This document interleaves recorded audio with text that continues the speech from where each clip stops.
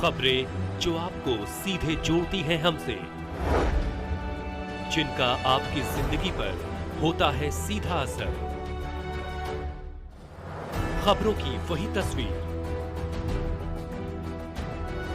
बिना बदले बिना डरे, जज्बा सच का लिए, सच दिखाते हैं।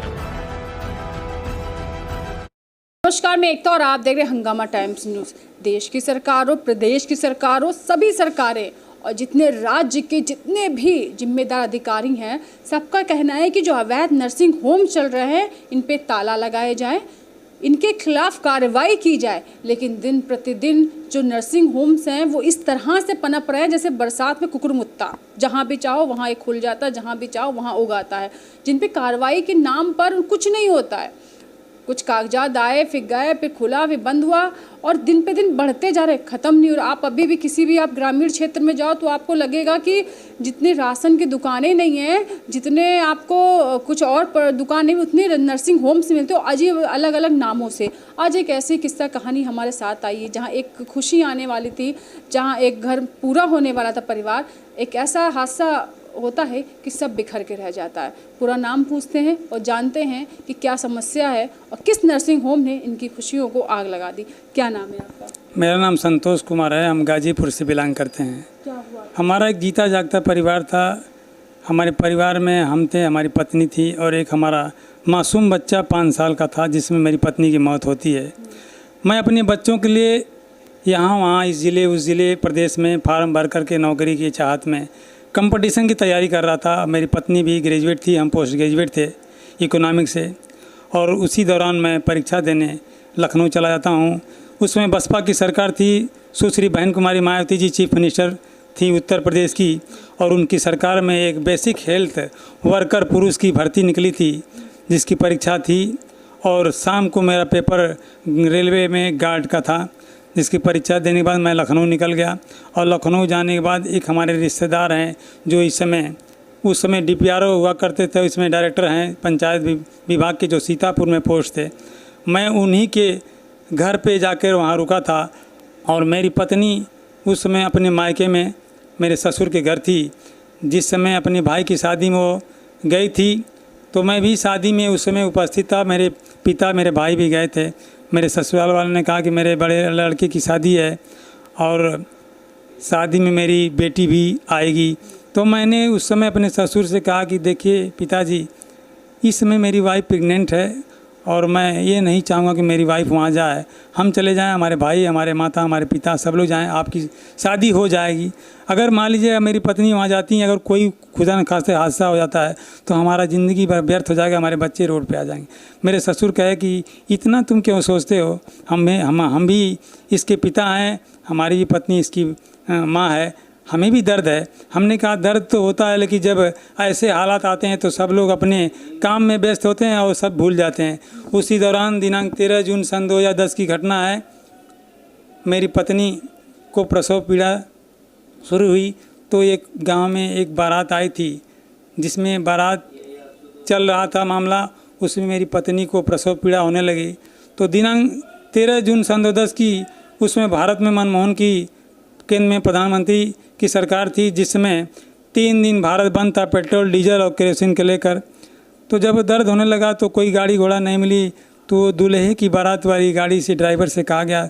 तो ड्राइवर देखा जब हालात मेरी पत्नी का, तो वो कहा कि ऐसा है, मेरे पास तेल स्टॉक कम है, मुझे बारात ले जानी है, मैं बहुत करूँगा तो आपकी बच्ची, आपकी बेटी को मैं सरकारी अस्पताल सैदपुर जिला जनपद गाजीपुर तक छोड़ सकता हूँ, इसके बाद आप वहाँ देखिएगा। वो दूल्हे वाली बारात की गाड़ी से मेरा ससुर सरकारी अस्पताल में मेरी पत्नी को ले आते हैं। और वहाँ राधिका देवी जो सरकारी अस्पताल की नर्स थी, उसकी सिकड़ी बजाते हैं। और 2 घंटे के बाद, वो जब सिकड़ी बजाने के बाद नहीं निकलती हैं अपने घर से, मेरी पत्नी की पीड़ा और बढ़ती जाती है। इसी समय सूर्या क्लिनिक सैदपुर का संचालक, जो थाना कोतवाली सैदपुर के निकट उसका आवास है, नीचे अपने रहता है और पैसे से सेल टैक्स का वो वकील है।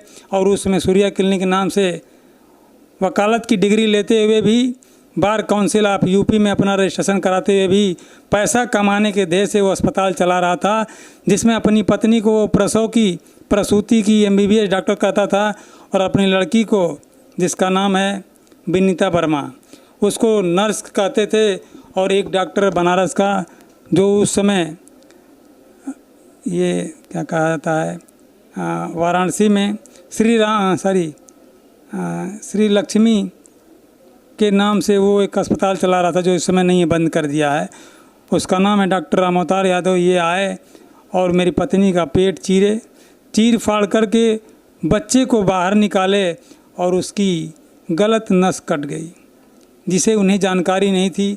और वो अवैध रूप से चिकित्सालय चला रहे थे, जिसका CMO कार्यालय में रजिस्ट्रेशन भी नहीं था। और शासन और प्रशासन की आंख में धूल झोंककर ये अस्पताल चला रहे थे।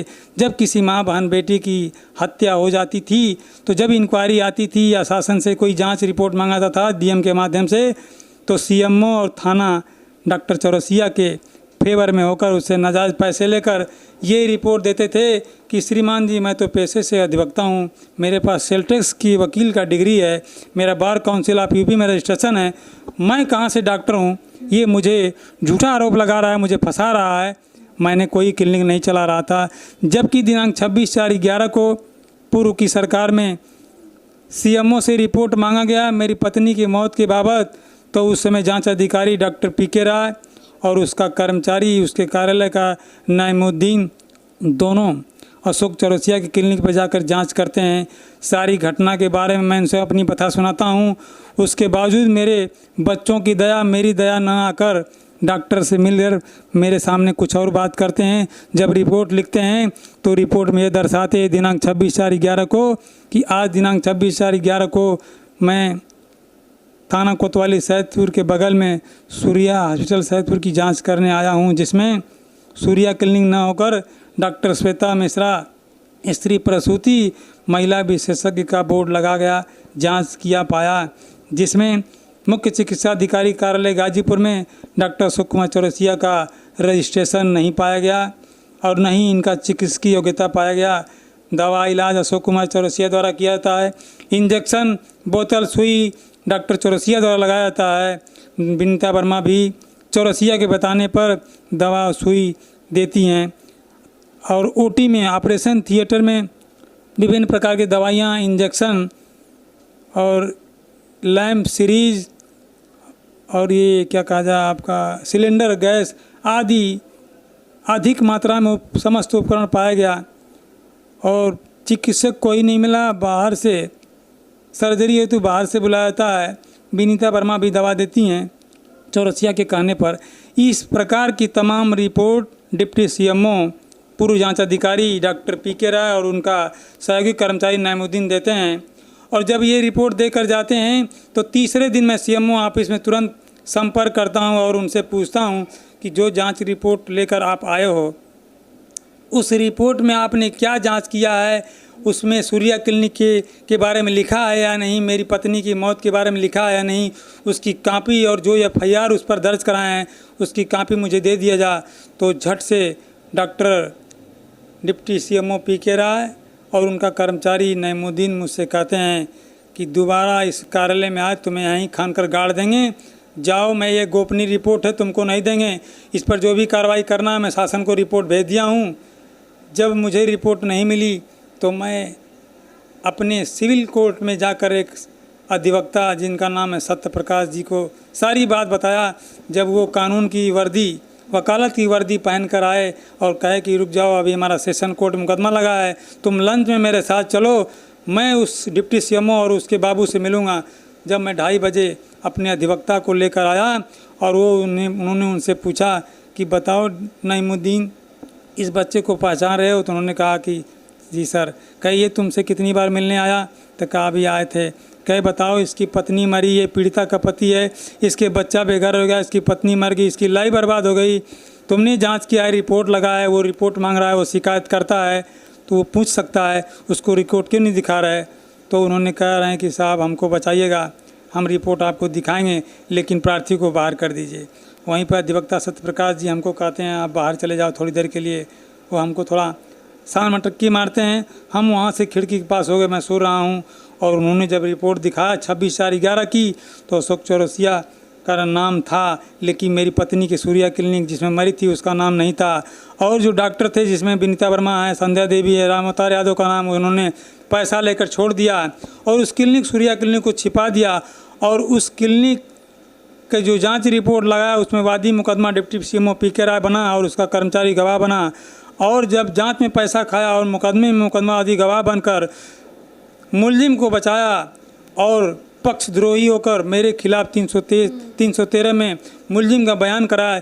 जब मेरा न्यायालय से कोई रिलीफ नहीं मिला तो मैं अपनी फ़ाइल को ट्रांसफ़र कराने के लिए सरकारी वकील के खिलाफ और मुनसब मजिस्ट्रेट के खिलाफ हम माननीय उच्च न्यायालय के निबंधक महाप्रबंधक के यहाँ हमने एप्लीकेशन दिया, जिसकी जांच डिस्ट्रिक्ट जज के पास आई। तब मेरी फ़ाइल वहाँ से ट्रांसफ़र होकर मुंसफी सैदपुर ट्रांसफ़र होकर डिस्ट्रिक्ट जज के कोर्ट में आई, जिसकी सुनवाई यही मेरे अधिवक्ता श्री सत्य प्रकाश जी कर रहे थे।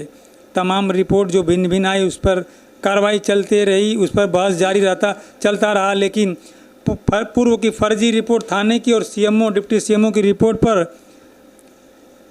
सिविल न्यायालय ने हमारी अपील को खारिज कर दिया, जिस पर हमारी 3 अपील खारिज हुई।